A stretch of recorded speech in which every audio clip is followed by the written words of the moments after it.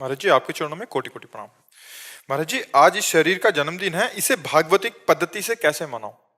नाम कीर्तन, घंटा 2 घंटा नाम कीर्तन करो और 2-4 संतों को भोजन पवा दो। हमसे पूछा है तो वृंदावन है, बहुत संत भगवान रहते हैं, प्रार्थना करो, 2-4 संतों को भोजन पवा दो, नाम कीर्तन करो, वृंदावन की परिक्रमा करो, ठाकुर को भोग लगा दो, बहुत बढ़िया जन्म उत्सव हो गया। नहीं और बड़ा करना हो तो 24 घंटे का नाम कीर्तन कर लो, 100-200 महात्मा पवा दो, ठाकुर जी का भोग लगाओ, वृंदावन की परिक्रमा करो, इससे बड़ा उत्सव क्या होगा।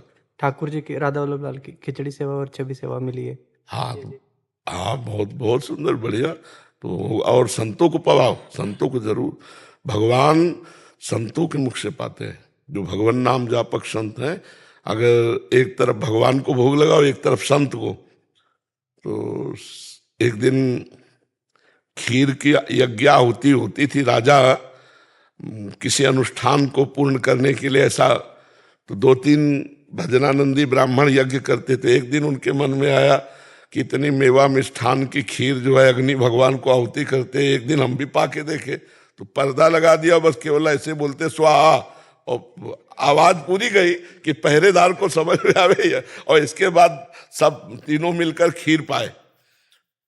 तो भगवान प्रसन्न हो गए और स्वप्न में राजा को कहा कि आज जैसी यज्ञ हुई ऐसी तुम्हारे यहाँ कभी यज्ञ नहीं हुई, और मैं आज वाली यज्ञ से प्रसन्न हूं। तो वो आए राजा और चरणों में गिरे, बोले महाराज आज जैसी यज्ञ की तो भगवान प्रसन्न हो गए, रोज ऐसी यज्ञ क्यों नहीं करते थे। तो उनका कोई शिकायत कर दिया, क्या उपहास तो नहीं कर रहा। बोले महाराज आज तो यज्ञ की ही नहीं।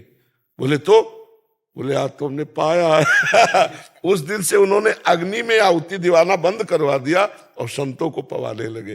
तो भगवान श्री मुख से जो पाते हैं वो संतों के। तो अगर ठाकुर जी का भोग लगा और 1-2-4 संतों को पवा दें और नाम कीर्तन करें, वृंदावन की परिक्रमा करें, यही बहुत बढ़िया उत्सव है। तो कलयुग में सच्चे संतों की पहचान ही कैसे करें? भगवान से प्रार्थना करो, सच्चा तो होगा ही, ऐसा तो नहीं है।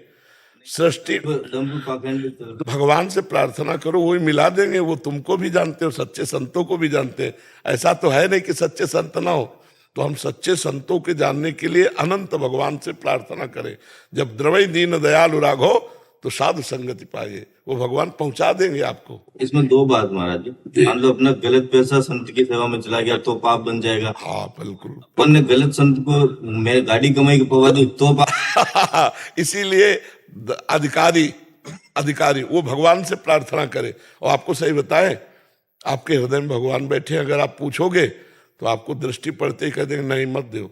भगवान अपने आप सबके हृदय में बैठ करके उत्तर दे देते कि यार यहाँ कुछ गड़बड़ लग रहा है। वो भगवान अंदर संतोष नहीं देंगे, शीतलता नहीं देंगे। जहाँ संतोष और शीतलता मिले, जान लो भगवान यहाँ प्रकाशित है।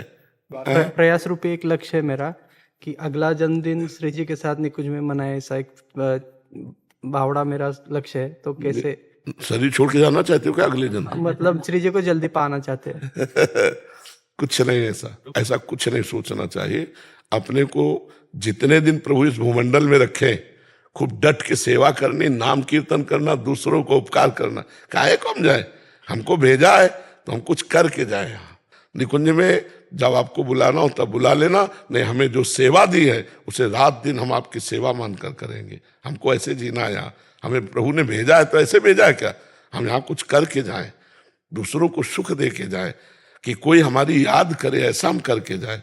हमको निकुंज जाने की जल्दी नहीं है, हमको जल्दी है कि शरीर छूटने के पहले हम ऐसा कुछ करें जिससे हम हजारों का मंगल, हजारों का कल्याण, हजारों की याददाश्त बने, तब तो हमारा आना सफल हुआ।